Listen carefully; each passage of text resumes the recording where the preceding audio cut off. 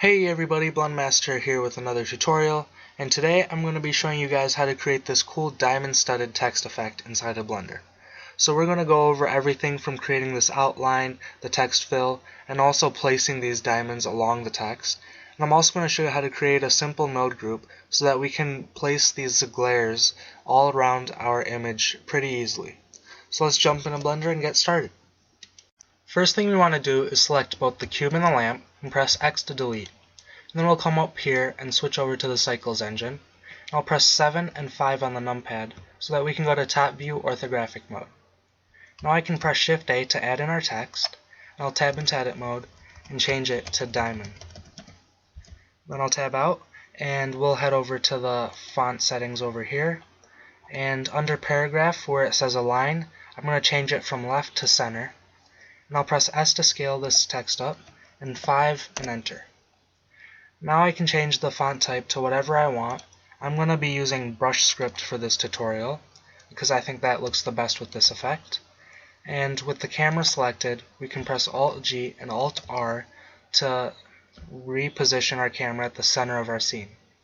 Now I'll press 0 to go to camera view, and press G and the middle mouse button and drag it down so that we can zoom out.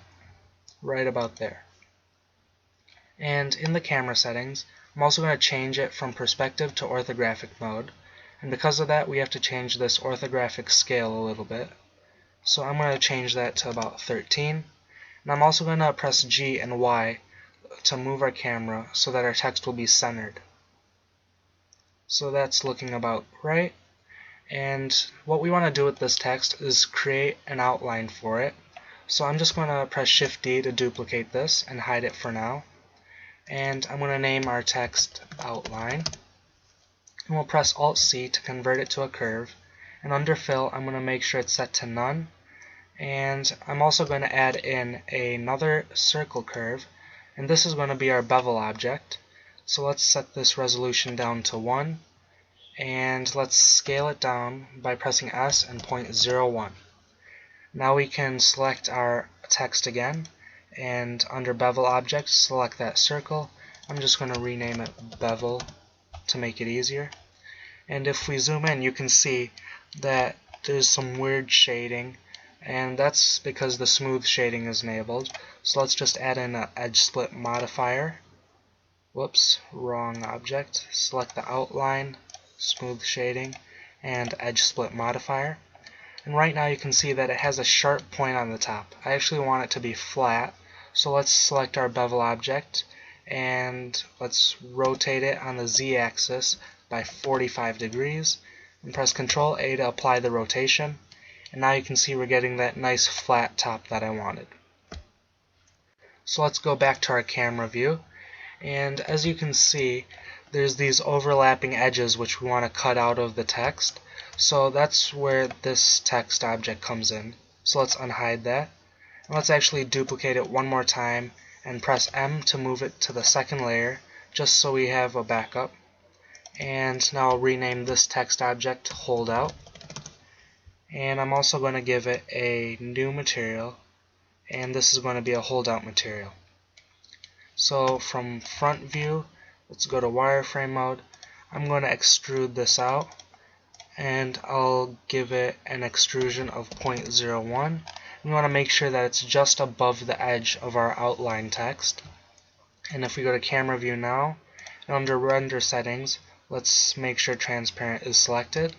If we press Shift Z, you can see that it's cutting out those edges right there, which is exactly what we want. But it's also cutting out a lot of our text, making the outline a little bit too thin. So what I'm going to do is select our outline here, and I'm going to offset it by, let's say, 0.03. That's too much. Let's go back down to 0.01, and that's a bit better. But now you can see it's not cutting out these edges right there. So let's select our holdout material and set that offset to about 0.03. And now if we press Shift Z, you can see that it's cutting it out a lot better. We still have a nice thick outline. So now what I want to do is create a new material for our outline. Let's name it metal. And this is just going to be a simple shader. Let's find a mix shader here. And then let's add in a diffuse shader as well as a glossy shader. Let's set this glossy roughness to 0.01. And let's make the diffuse a grayish color like that. Let's make this glossiness a little darker. I think that looks good.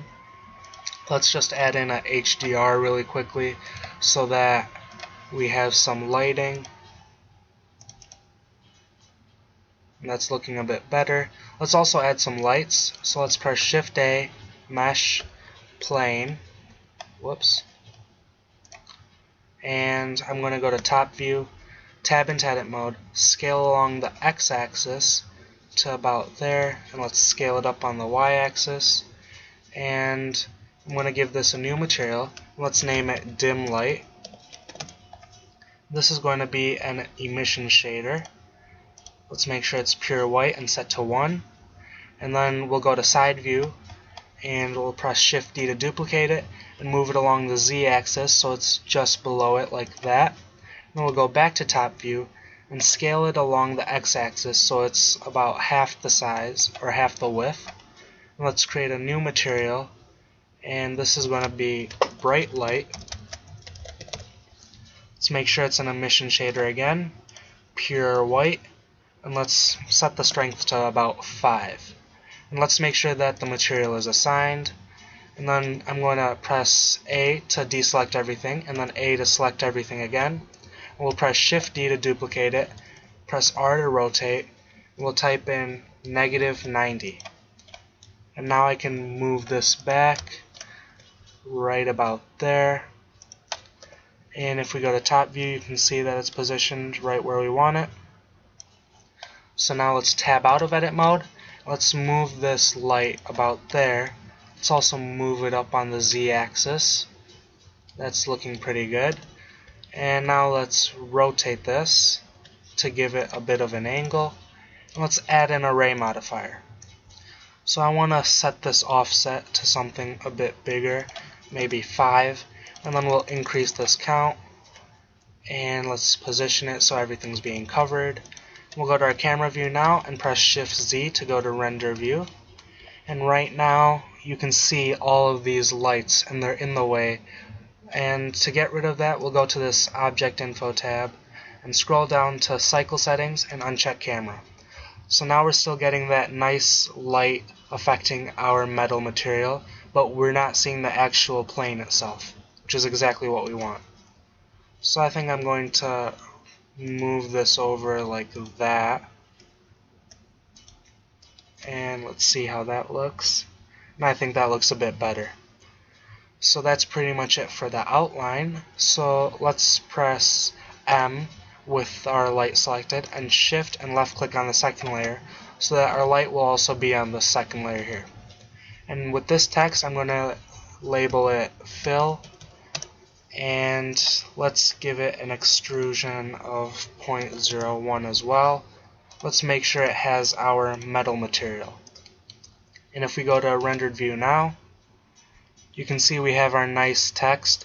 I'm not really liking the light on this part of the text, so let's actually select our light, and I'm going to decrease this offset to maybe 4. Let's rotate it some more like that, and I'm actually going to increase the count, and let's press Shift Z, and I think that looks a lot better. Let's maybe rotate it some more. Whoops.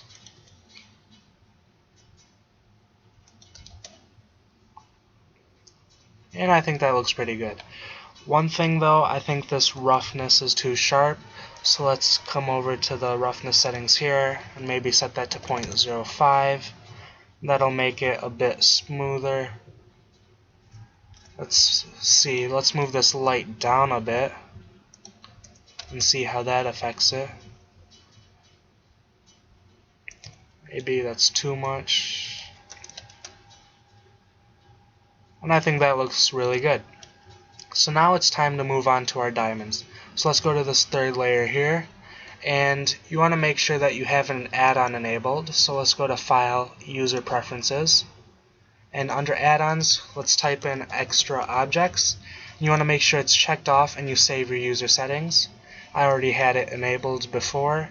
So let's press Shift A, Mesh, and then scroll down to Extras. And under Diamonds, we want to select Brilliant Diamond.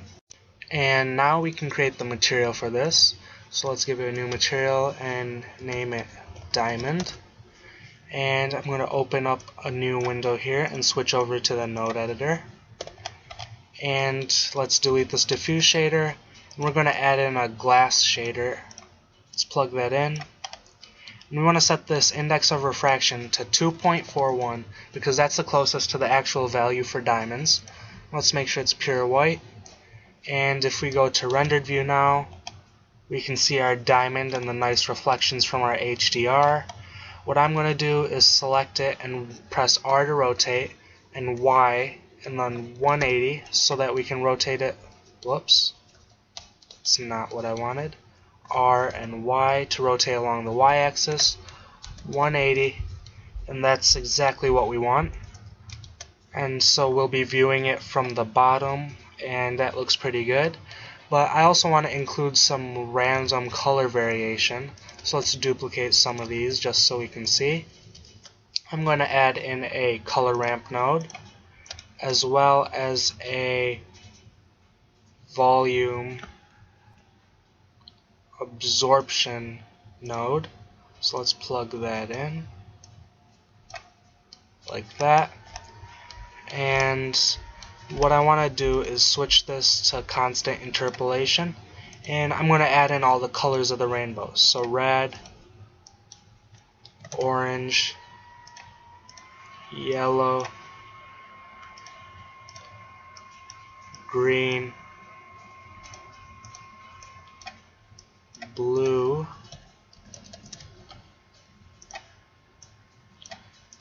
pink, and purple.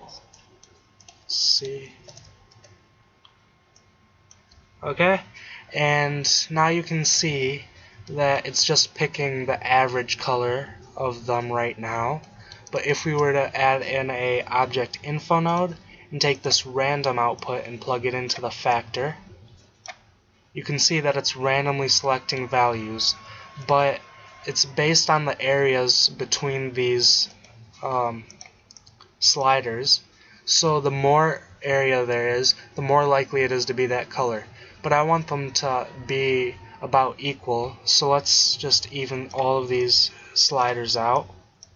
And I'm also going to set them in order, so like that.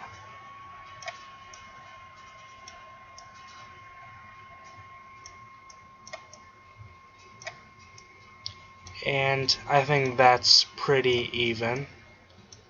That looks pretty good. So now I can delete these right there. And with our diamond object selected, I'm going to press Shift 2 so that we can view our other text. And I'm going to, under plane, I'm going to check this mouse button here so that we can no longer select it.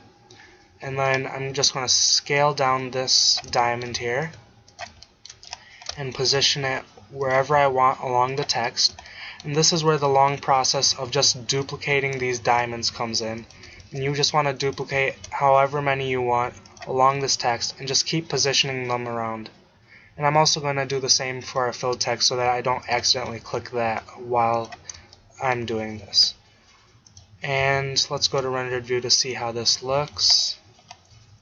You can see that right now they're under the text. So let's go to front view, and I'm just going to select all of these diamonds here. And I'm going to position them up right above our text. And now if we take a look in rendered view, that's looking a lot better. So now we can just position these wherever we want. And I also want to increase this density to about 2.5 just so that we get a little bit more of that color coming through. And I think that looks pretty good. So I'm going to speed up the video right now, and I'll come back when I'm done.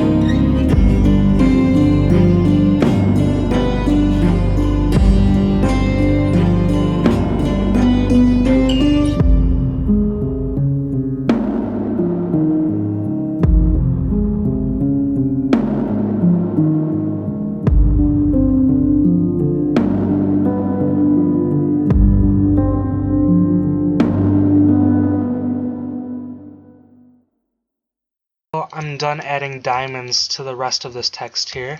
If we just jump into rendered view, we can take a quick look. That looks pretty nice. So now all we have to do is render out all of these layers separately, and we're going to combine them in the compositor. So what we need to do first is separate these layers. Let's add 2 more layers. I'm just going to rename all of these. First one will be outline, our next one will be our fill, and our last one will be our diamond. So for our outline layer, we want to make sure it's just the first layer. We want to make sure it excludes the other 2 layers. And basically what this does is it renders out the first layer and ignores everything that's happening on the other 2 layers, so that none of the light or reflections or shadows are put onto this layer when it's rendered out. So for the fill layer, we want to render out the second, exclude the first and third. And for the diamond, we want the third layer, excluding the first and the second. So now I'm just going to unhide everything.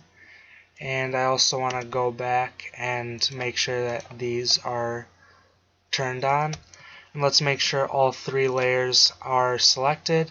We'll go to render settings here. And under sampling, I'm going to just bring this down to 25 for the sake of the tutorial. And I'll render this out. And now we can head over to the compositing layout. Let's check use nodes and backdrop, and let's just move this back here. Let's duplicate it 2 times. Our second one will be our fill, and our third one here is going to be our diamonds. Let's just make sure that this is set to composite. Let's go to full screen mode, N to get rid of that, and Control Shift and left click to add in our viewer node. And to combine these, we're just going to press Shift A, go to color, alpha over, and combine them like that. And let's duplicate this again and plug it in. And that's looking pretty good. But right now these diamonds aren't very visible, so what we can do is add in a bright contrast node. I'm going to boost this contrast to about 45, and basically what that's doing is making this a lot darker, but it's also affecting our text there, which we don't want. So let's plug in this alpha, and that's a lot better. But then again, this color is too bright or too vivid, so I'm going to add in a hue saturation node and decrease the saturation of this. And if you don't really like the color, you can leave the saturation at 0, so then you're getting these pure white silver diamonds.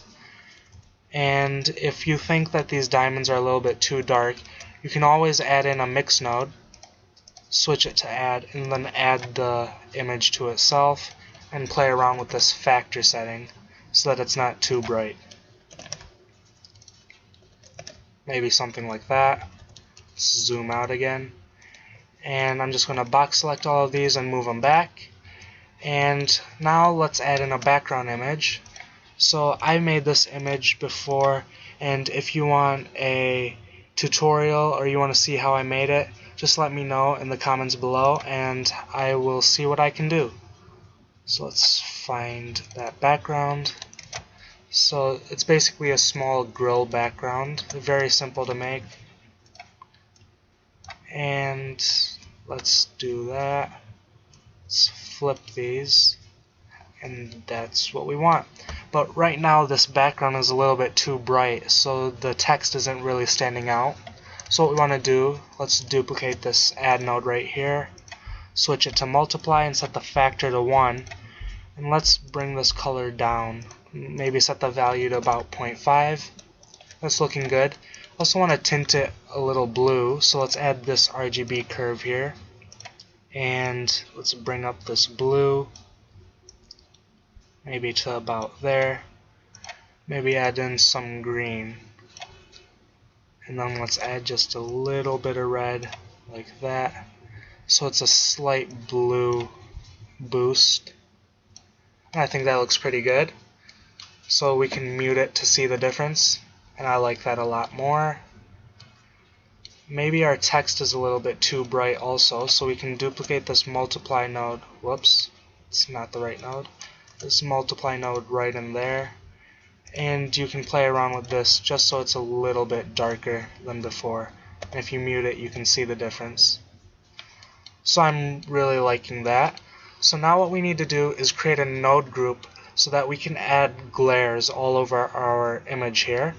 And let's duplicate this image and add in our glare image. And this is just a simple picture that I created using Blender.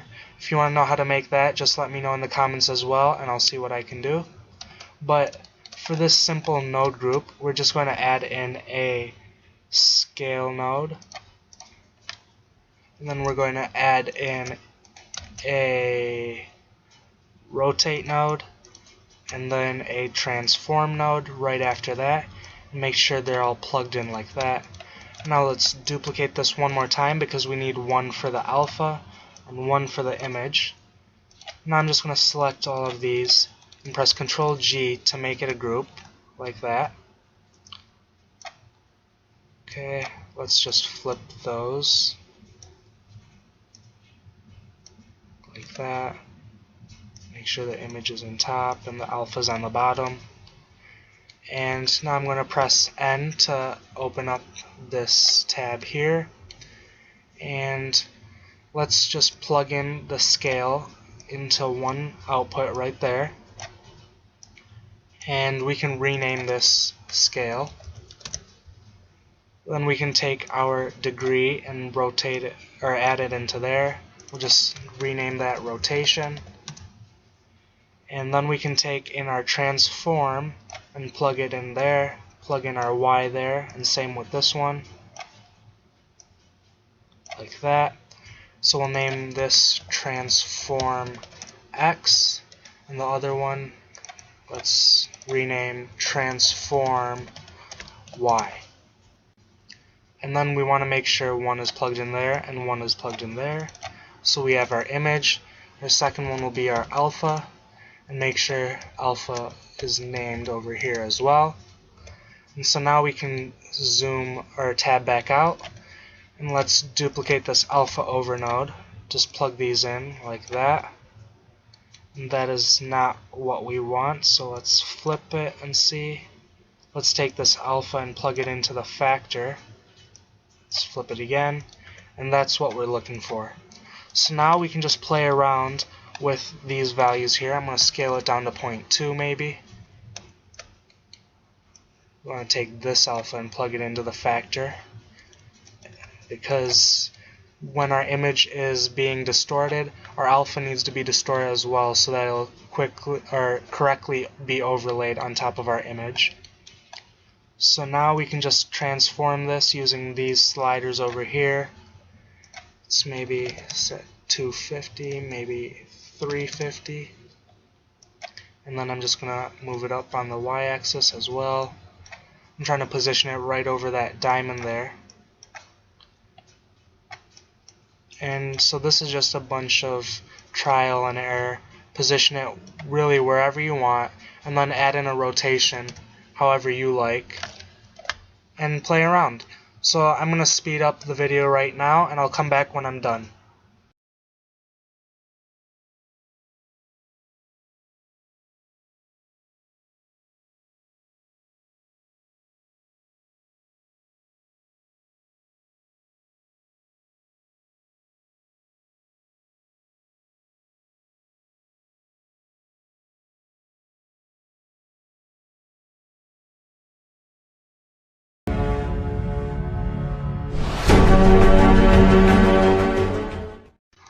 Alright, so as you can see, I'm done adding in the glares wherever I thought it would just add a little extra pop to the image. So I think this looks pretty good for now, and I think this looks a little too dark. I might just set that all the way back up so it's bright again. And maybe what I'm going to do instead is delete that multiply node and add in a RGB curve to replace it. And with this, I can give it a slightly cooler look by tinting it blue, like that. Maybe add in some green and maybe a little bit red like that, just to offset it. And then I might darken it slightly like that. Zoom out and see how that looks. It's too much red.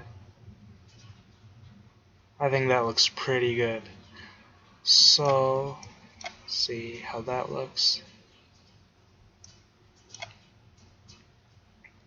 Yep. So that's pretty much it for this tutorial. I'm going to come back out here and let's re-render this out at 100 samples. And I'll pause the rendering or video now, and I'll come back when it's done rendering. Alright, so it's done rendering and it looks pretty good. So that's pretty much it for this tutorial, guys. I hope you enjoy and learn something new. If you have any suggestions for future tutorials, feel free to leave them in the comments below. And as always, thanks for watching.